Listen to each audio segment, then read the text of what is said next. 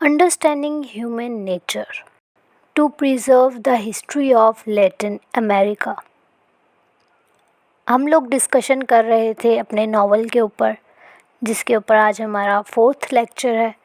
और जो स्क्रीन के ऊपर आप देख रहे हैं, ये हम नावल का पर्पस देख रहे हैं, मेन मैसेज देख रहे हैं कि राइटर का main purpose, main motive, message इस पूरे नावल को लिखने का क्या था कि understand human nature. Also Latin America की जो हिस्ट्री थी उसको प्रिजर्व करना चाहते थे। आज हम लोग 3rd जनरेशन के ऊपर बात करने लगे हैं। इसी चीज़ को आगे कंटिन्यू करते हुए आज का लेक्चर स्टार्ट करते हैं।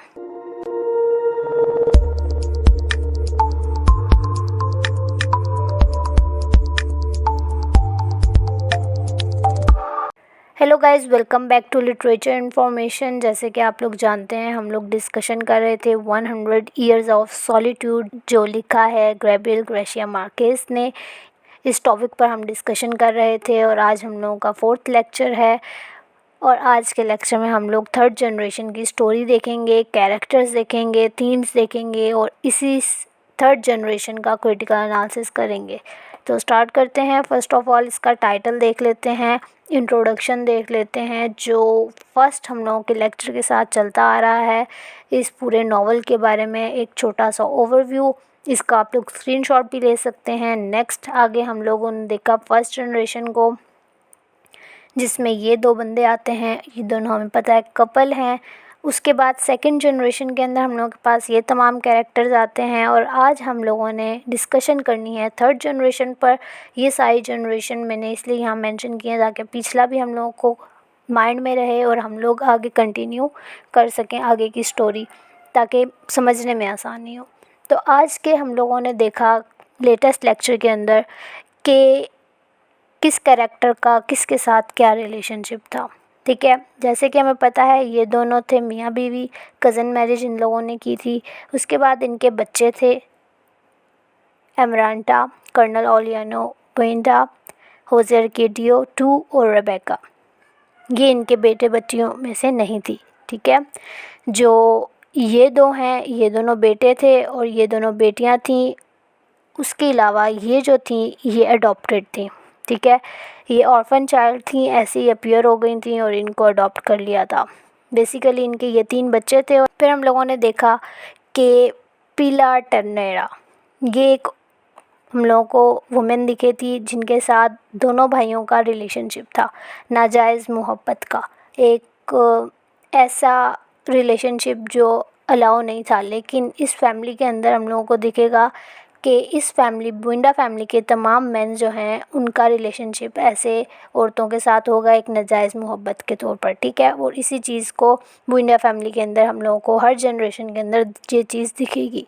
अब पिलार टर्नेरा, होजे आर्केडियो II और पिलार टर्नेरा और कर्नल ओलियानो बुएंडा, इनके आगे से जो बच्चे होते हैं, मैंने आपको बताया था कि इनका भी एक बेटा था, इन दोनों का भी एक बेटा था और इन दोनों का भी एक बेटा था। ठीक है, मतलब इस औरत से इन दोनों का जो रिलेशनशिप था, उन दोनों का आगे से एक एक बेटा था। ठीक है, अब इस जनरेशन के ऊपर हम आगे डिस्कशन करेंगे।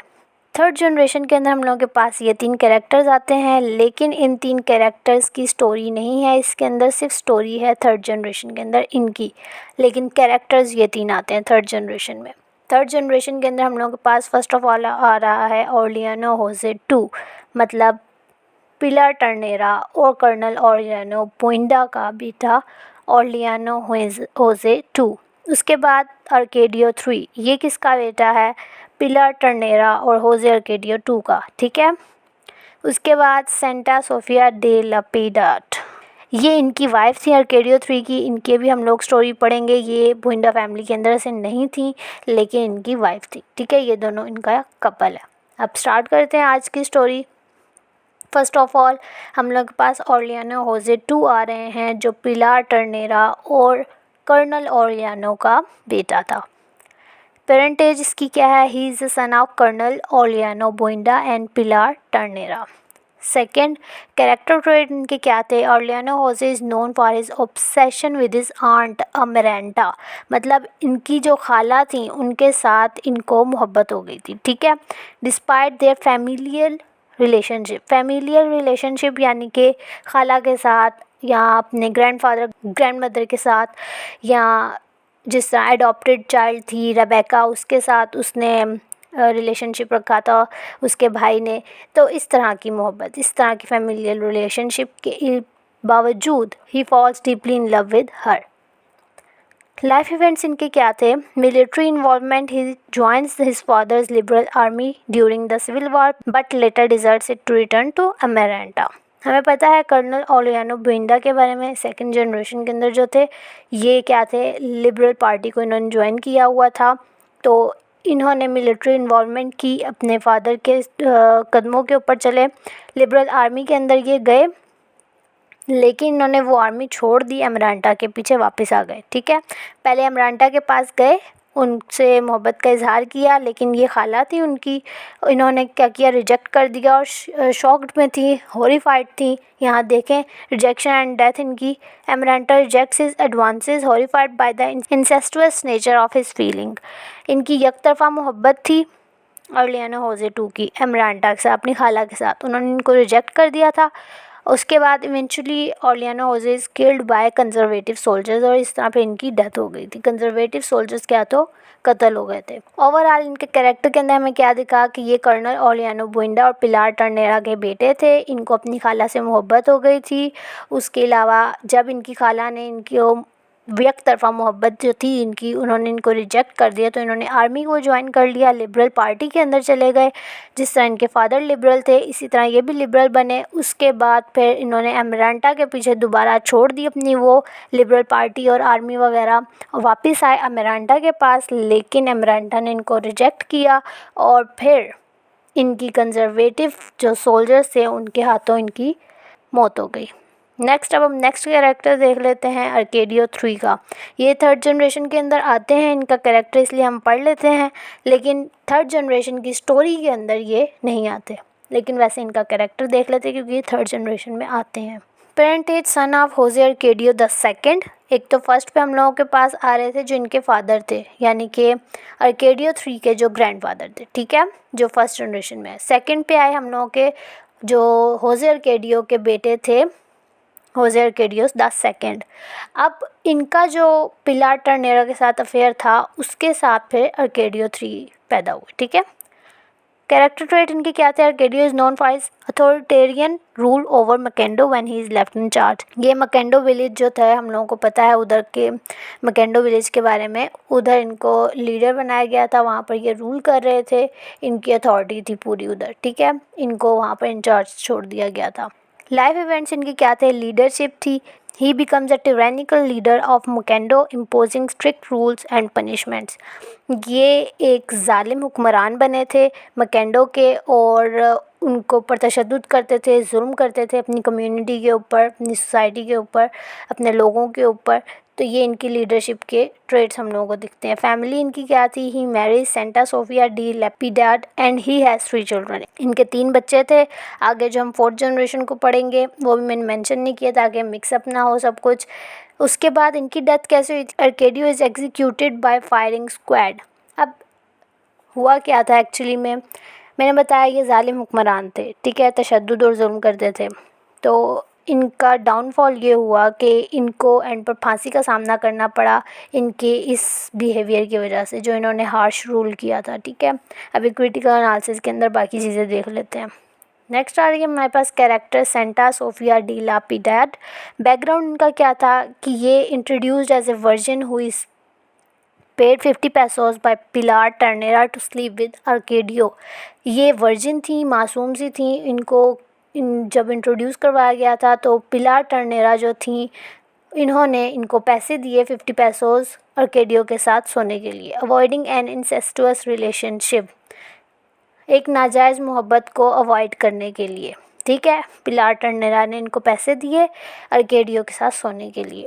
ठीक है, जो आर्केडियो इनका बेटा था पिलार टर्नेरा का, अपने बेटे के साथ सोने के लिए इनको उन्होंने 50 पैसोस दिए, एक ताकि ये कोई ऐसा वैसा रिलेशनशिप ना बिल्ड कर लें। ठीक है, फैमिली इनकी क्या थी? She becomes the wife of Arcadio and the mother of 3 children, यानी कि इनका आर्केडियो के साथ, जो पिछले हमने कैरेक्टर पढ़ा, जो लीडरशिप के अंदर थे, जालिम हुक्मरान थे, उनके 3 बच्चे थे, जो आगे हम 4th जनरेशन में पढ़ेंगे। इनका रोल क्या था फैमिली के अंदर?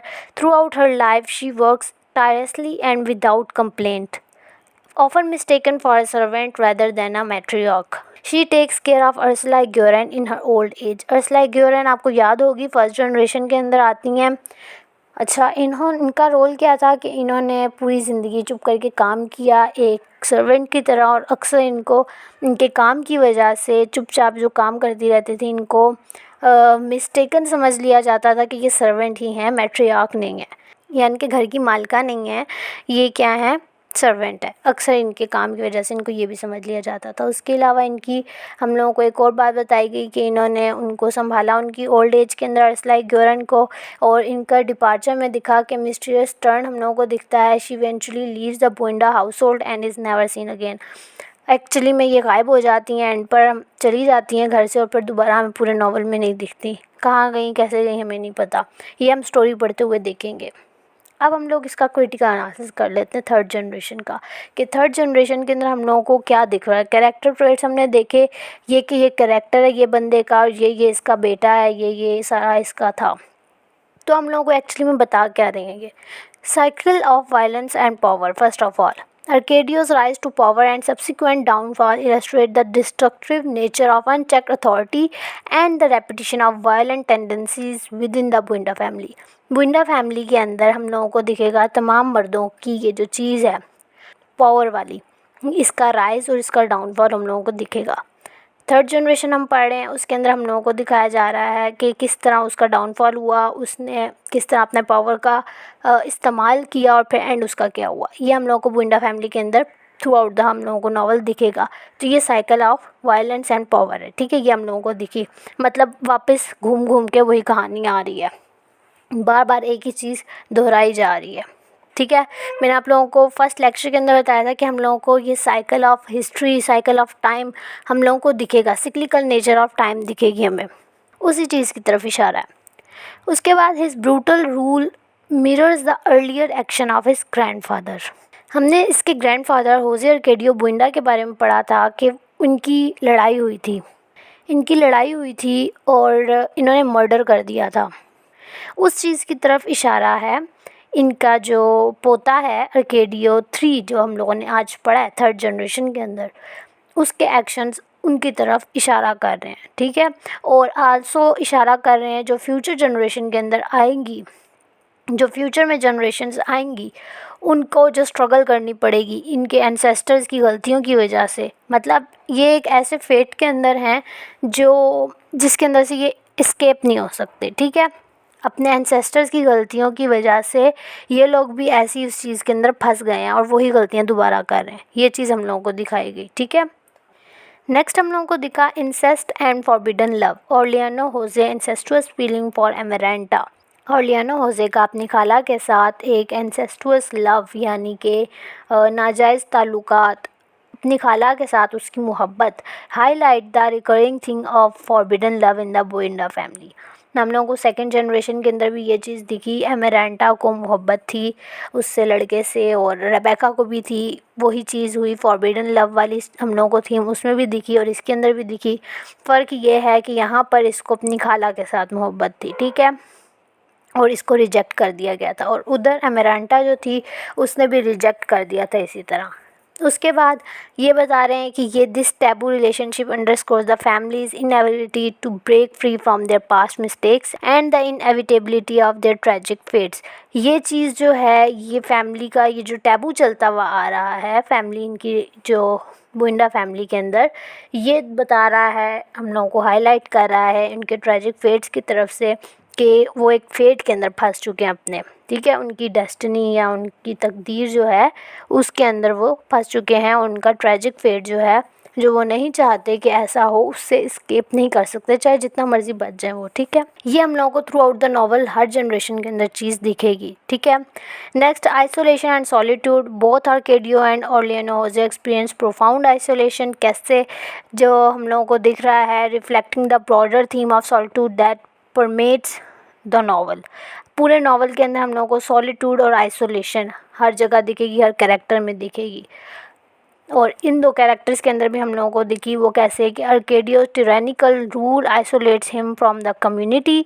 उसका जो जालिमाना उसकी हुक्मरानी थी, उसका तशद्दुद, उसका जुल्म, सबके ऊपर उसका हार्श रूल, इस चीज़ ने उसको कम्युनिटी से आइसोलेट कर दिया था। और जो ऑर्लियानो था, Aureliano Jose unrequited love for Emeralda isolates him emotionally. Emeralda के लिए जो उसकी मोहब्बत थी उसने उसको इमोशनली आइसोलेट कर दिया था, वो सबसे अलग अलग रहने लग गया था, ठीक है। उसके अलावा मैजिकल रियलिज़म हम लोगों को दिखता है, ये हम लोगों को स्टोरी पढ़ते हुए ज़्यादा क्लियरली दिखेगा, लेकिन वैसे अगर देखें तो Marquez use of magical realism continues to blur the lines between reality and fantasy. जो मैजिकल रियलिज़म का टच है ग्रेशिया मार्केस का, ये एम्फेसाइज़ हम लोगों को करता है रियलिटी और फैंटेसी के बीच की दुनिया को।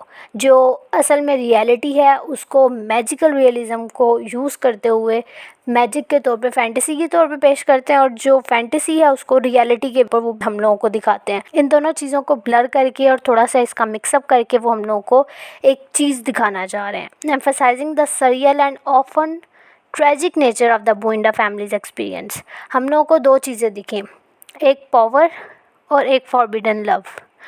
ये दो चीज़ें हम लोगों को बुइंडा फैमिली के अंदर बार बार दिखेंगी, और सॉलिट्यूड और आइसोलेशन तो वैसे ही साथ साथ है, ठीक है।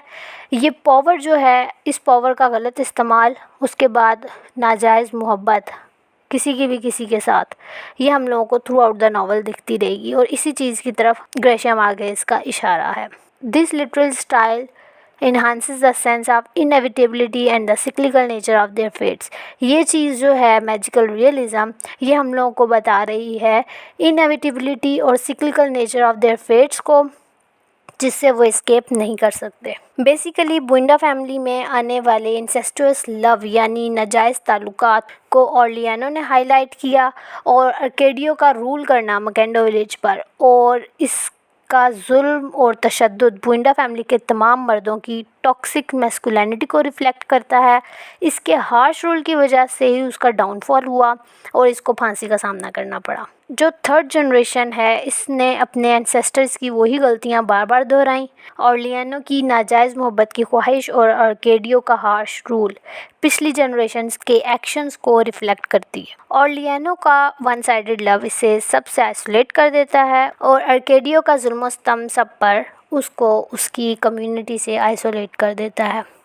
That's all. थर्ड जनरेशन के अंदर ये चीज़ें आती हैं। अब थीम्स देख लेते हैं। हम लोगों को आइसोलेशन दिखी, पावर और करप्शन दिखी, लॉस दिखा, मैजिकल रियलिज़म दिखा, फॉरबिडन लव दिखा, और सबसे हम लोगों को चीज़ जो बार बार दिखेगी, inescapable cycles of history. Hope so third generation clear है आप लोगों को। मिलते हैं नेक्स्ट लेक्चर के अंदर फोर्थ जनरेशन के साथ।